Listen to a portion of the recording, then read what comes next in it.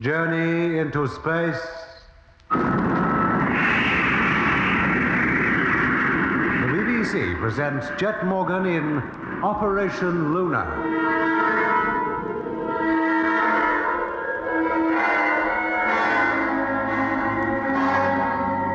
After a thrilling trip lasting nearly 5 days, Jet Morgan and his crew in the rocket ship Lunar touched down on the surface of the moon. After contacting the Earth and receiving messages of congratulations from all parts of the terrestrial globe, they set about their tasks of taking photographs, collecting specimens of moon rock and soil, and exploring the area in which they landed. Then, while Jet, Doc, and Lemmy were making their way towards their next objective, the strange sounds which they, and particularly Lemmy, had heard on their journey from Earth were heard again. And then Doc thought he saw something move in the crater ahead of them. Something move? Impossible. Did you see anything, Lemmy? No, Jet. I wasn't looking. Well, whatever it was, I only caught a glimpse of it, but it was there, I swear it. You two wait here. I'll go and look. No, Jet. There's nothing on the moon that can move of its own free will. Then why can't we all go? No. If it's all right, I'll tell you. Then you can come on. Hello? Hello? What's the trouble? I wish we knew, Mitch. We heard that noise again. Not just Lemmy this time, but all three of us. Did you hear it? No, I didn't. You sure you did? Of course I'm sure. And on top of that, I saw something move in the crater. Ah, ridiculous. I tell you, I saw it, Mitch. Did you, Doc? We'll see in just a minute. I'm almost at the crater now. If there's anything to see, I shall see it. There. Not a thing. Good Lord.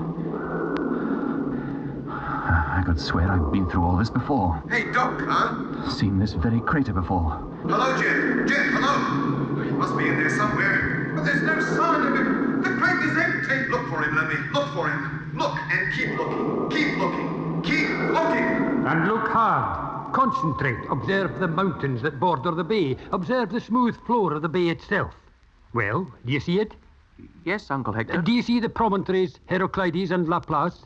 Yes, Uncle. Observe them well. Imagine yourself poised above them in an aeroplane or a balloon. And then you'll get a true impression of what the moon really is. A great globe. Another world, a dead world, hanging in nothing. Can you see that, boy? Eh? Eh? Yes, Uncle. The bay is full of craters. Aye, it probably is, but you can't see them. With a big telescope at Blackford Hill, you might make out some. Wee craters. Lots of wee craters.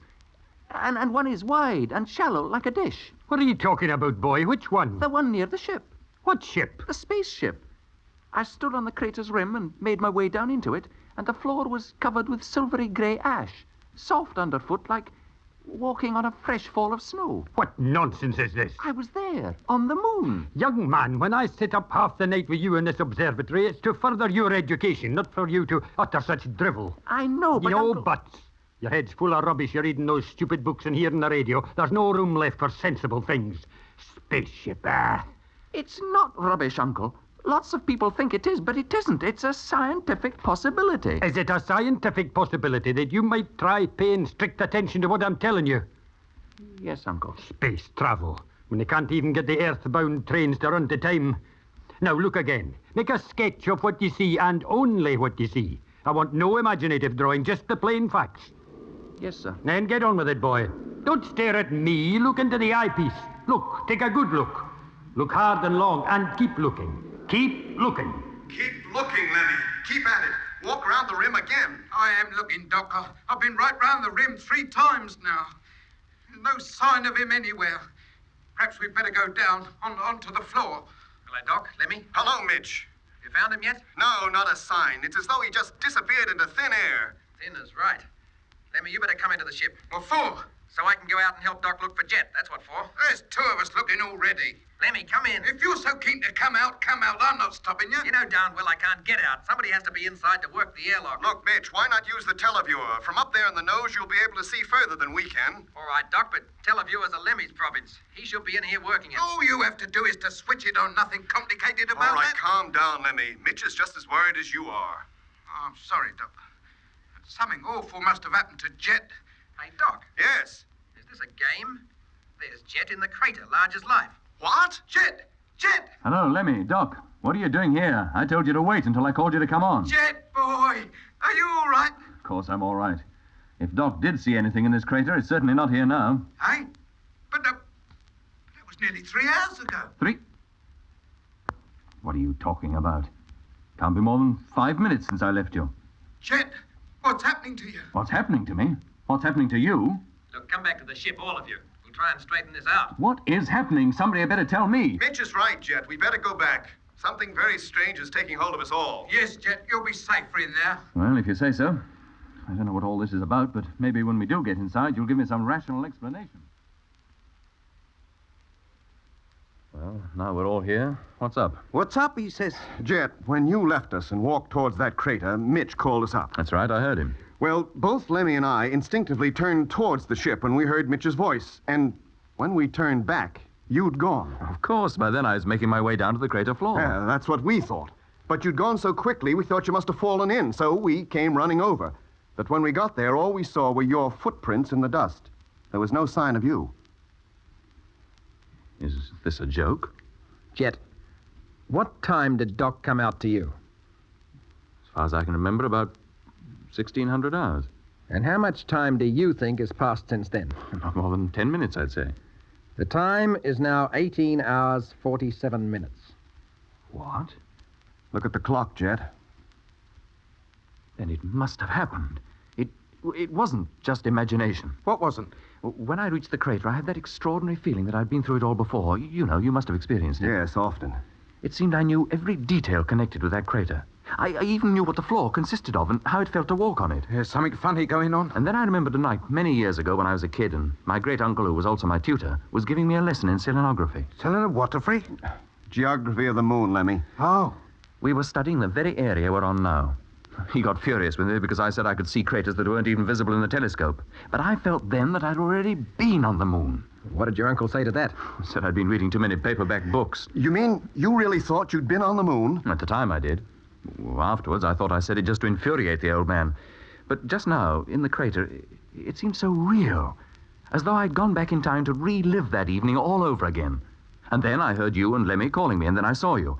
And then the whole business of my uncle seemed to be no more than a memory, a flash through my mind. Well, that flash, as you called it, lasted more than 2 hours. And during that time, you were absolutely invisible to us. And we couldn't raise you on the radio. Any more than we could contact Lemmy when he heard those weird noises outside the ship. Did you hear any strange sounds, Jet? I'm not sure. I thought I did at first, just before the memory of that night in Edinburgh came into my mind, but everything seemed to be over so quickly. What does all this add up to? First, we all hear the weird noises in the radio. Then, only Lemmy hears them outside the ship. And it scared the living daylights out of me. Then, Lemmy and I hear it just before we land. And then 3 of us hear it out there on the moon's surface. I see something move in the crater, and then this. And all this time, Mitch neither hears nor senses a thing. What does it all mean? It means we ought to leave here. And the sooner the better. We won't solve anything by running away from it. But there's something funny going on here, and I don't like it. I want to go home. Doc, what did you see in the crater? I can't be sure. It all happened so suddenly. Like when the shadow of an airplane passes near you. You have an impression, and it's gone. Afterwards, you think you must have imagined it. Well, that doesn't give us much to go on. If only there were windows in this ship, we could keep a constant watch on the crater. We might see it again. But in here, well, we're blind. Anything might be happening outside. Well, there's always the televiewer. It could be left on and rotated. We could take it in turns to watch it. Yes. Now, that'll be the job of whoever remains in the ship while the others are working outside. We'd better start now. If there is anything out there, I want to get to the bottom of it. I'll take first watch if you like. Are the rest of us going outside now? No, not yet. Now we're here. We might as well stay and eat. Well, you go ahead. I'll keep an eye on the televiewer. I'll eat when my watch is over. What can you see, Mitch? Picture's clear. Every detail of the surface outside is hard and sharp. Nothing out of the ordinary. Not a thing. No sign of movement anywhere. It's as still as a graveyard.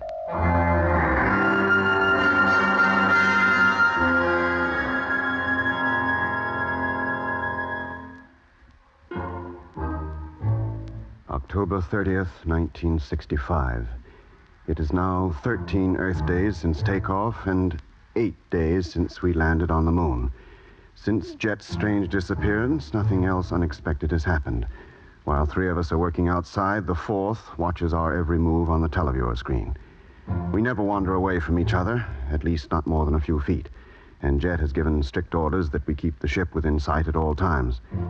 This has limited the area we can explore and means we stay out of most crater floors entirely, but there's still plenty of work to be done on the elevated surface. Spirits rise as the time for going home draws closer, for although there has been nothing to alarm us for some time, there's a sense of foreboding in the atmosphere, a strange feeling of apprehension that we all feel but never mention. All but Lemmy, that is, who seems to have forgotten that anything strange has ever happened to him or to any of us. He's in here with me now, while Jet and Mitch are outside making their periodic inspection of the ship's exterior. Oh, hello, Lemmy. Hi, Doc. Sorry to disturb you, mate, but the time has come for you to take the televiewer watch. Oh, thanks. Anything doing? No, looks just the same out there. Here, how many pages of that diary have you filled up to now? Oh, a couple of hundred, I reckon. What on earth do you find to write about? Well, on Earth, probably not very much, but up here there's plenty of material. Am I mentioned? Sure you are. We all are. What are you going to do with it, Doc? Sell it to a newspaper? Could make a lot of money that way. No, I don't think I'll be selling it to any newspaper. Well, I'd better get over to the televiewer. This is no way to keep a constant watch. There's nothing out there to see. If you want to keep writing your diary, you go ahead. I'll carry on with the watch. No. It's my turn. I'll take it. All right, Doc. Have it your way. I think I'll take a little snooze on me bunk. At least till Jet and Mitch want letting in again. By the light of the silvery earth, I want to... Hey. Blimey. It's here again. Oh, Doc. What is it? Can't you hear it? That noise. Well, Goodness sake. Come over here, quick. Blimey. I thought we finished with this lark. Look at the televiewer. What's the matter with it? Can't you see it? A dome. But, Doc, it covers the whole crater. What? The one Jet got lost in. It's as though a spherical roof had been placed over it. You're going crack if this screen's blank. No, it's there. Plain as plain. Surely you can see it. No, Doc, I can't. Call up Jet and Mitch and tell them. Tell them to look towards the crater, quick. Hello, Jet. Let me call in. Can you hear me, Jet? Hello, Jet. Jet! Oh, it's gone. Yes. The dome is gone. Hello, Doc, Lemmy. Hello, Jet. You can hear us. What's the idea? We've been calling you for a couple of minutes. Calling us? What was wrong? Were you asleep? No, Jet. We weren't asleep. Fill the airlock. Mitch and I want to come in. Jet, can you see the crater from where you are? The one you went into?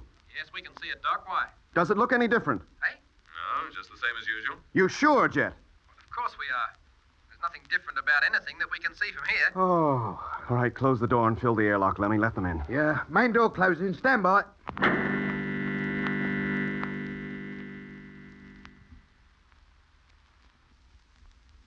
Dome, you say?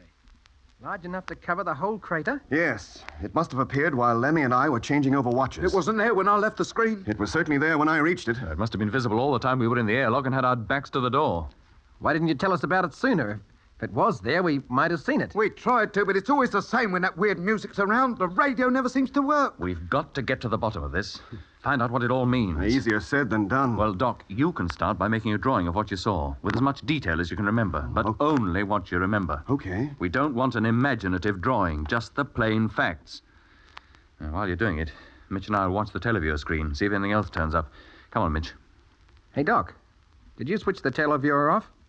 No, I don't think so. I don't remember. Well, it is off. I suppose it was on when you saw this, dome. What do you take me for, a practical joker? Turn it on, Mitch. He probably switched it off unconsciously. Well, there's the picture. Hey, what's this? Huh? Oh, it's Doc's diary. Must have left it here on the table. What the devil's he putting in it? It's a private diary, Mitch. None of our business. Oh, isn't it? Not even this? Huh? Look at it. Read it. My whole enthusiasm and interest in the trip has gone. We should never have come. Man has no right here. No right to carry the secrets of this planet back to Earth.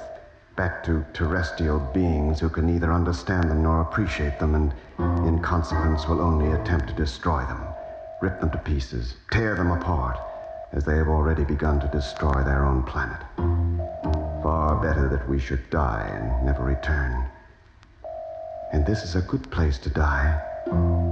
For here, with no air, no bacteria to attack us, our human forms will remain intact, mummified, indestructible, a monument to man's petty accomplishments and stupidity.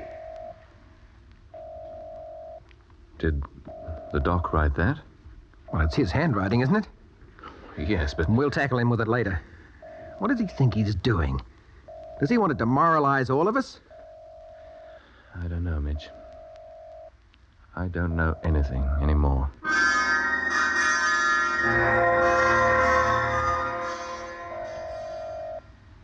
Now, Doc, have you finished that drawing? Yeah, I finished it some time ago. Here, it's as accurate as my memory will allow me to make it.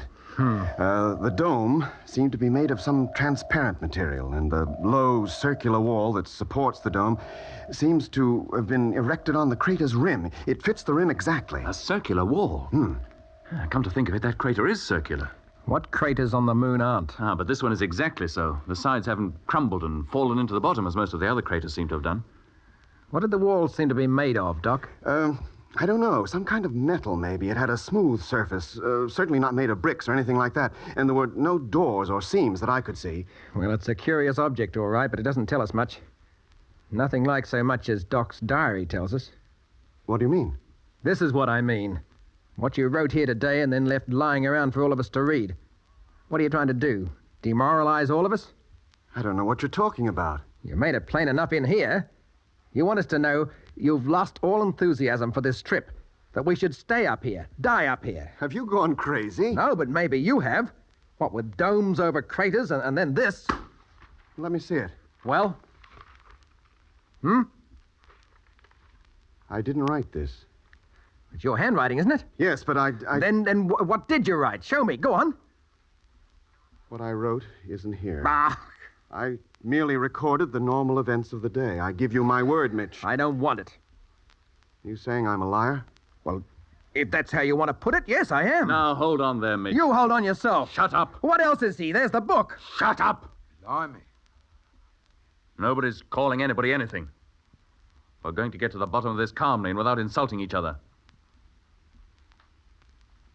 Now, Doc, did you write this or didn't you?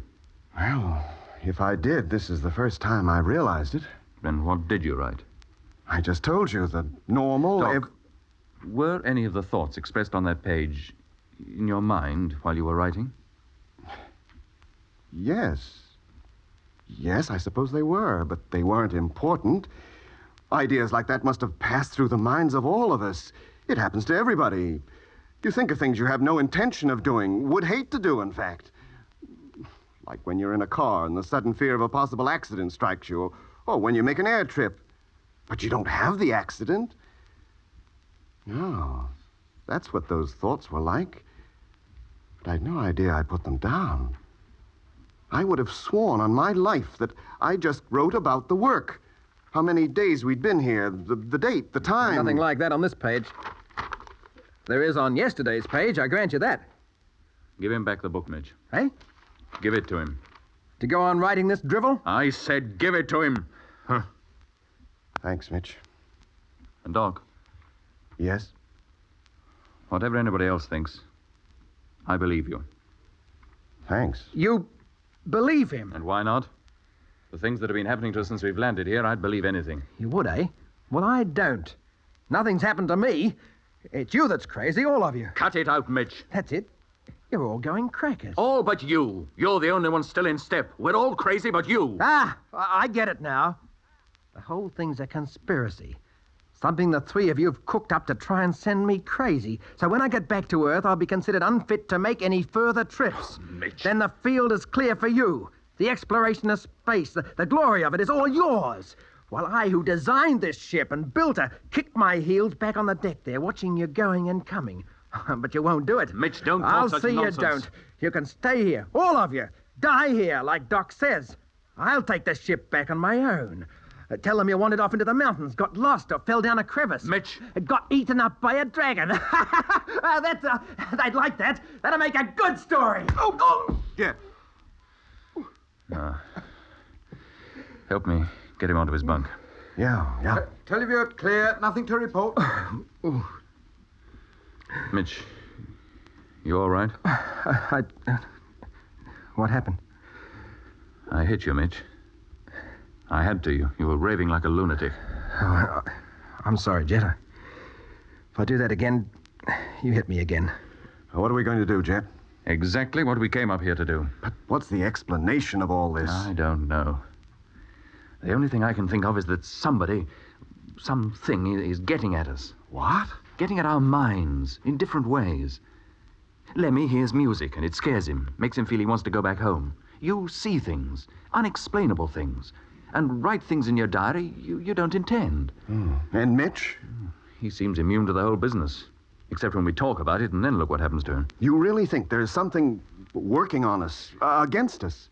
I don't know, Doc, but that's how it looks. How are we ever going to find out? We may never find out, but we'll try. That crater out there seems to be connected in some way. We'll examine it thoroughly by every means we have. What, all of us? No, Mitch and I will go out. You stay with the televiewer. Okay. Keep us on the screen all the time. Watch every move. And Lemmy will stay by the radio and record every word we say. You agree to that, Mitch? Yes, Jet.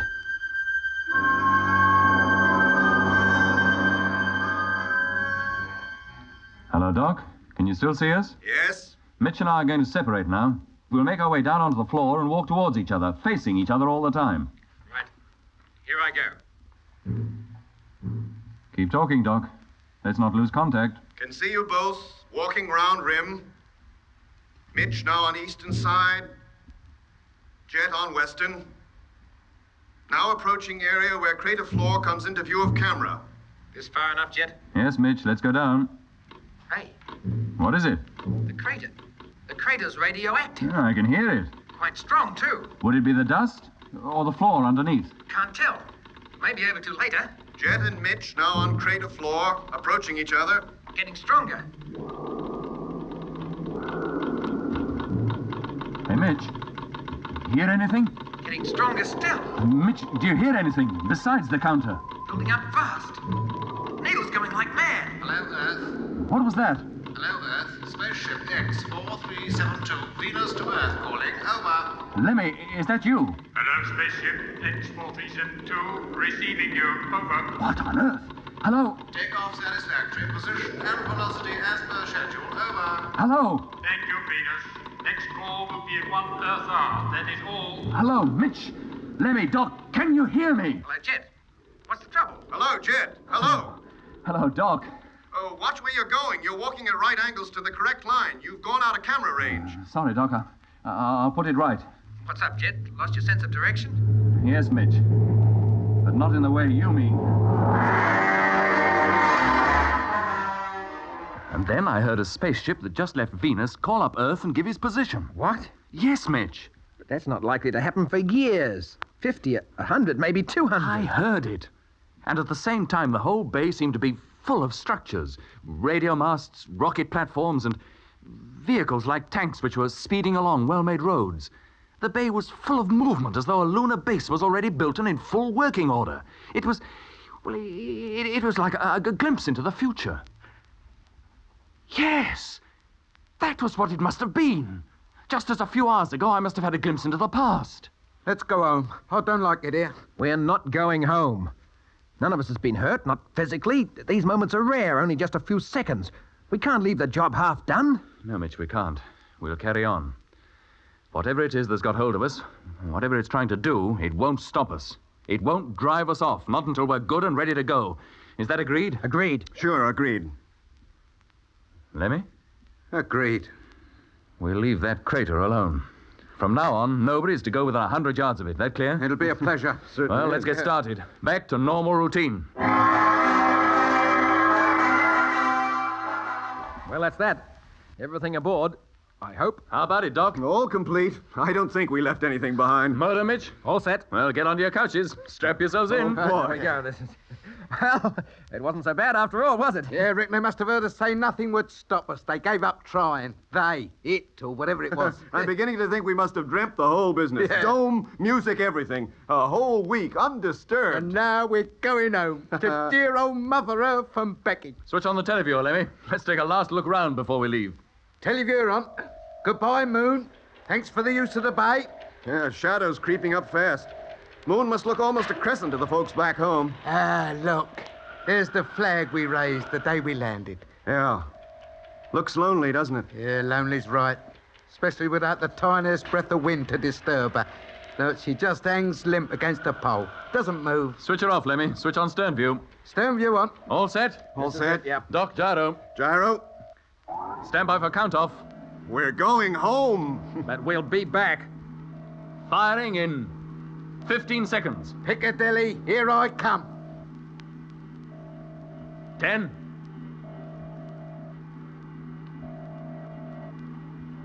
5, 4, 3, 2, 1. Contact! Well, press it. Press the switch. I did. It didn't work. What? Press it again. Still nothing. Not a flicker. But on final check, the motor was okay. There can't be anything wrong. Hey, Jet, the radio's cut. And the radar. Oh, now the televiewer's going. Listen. The gyro.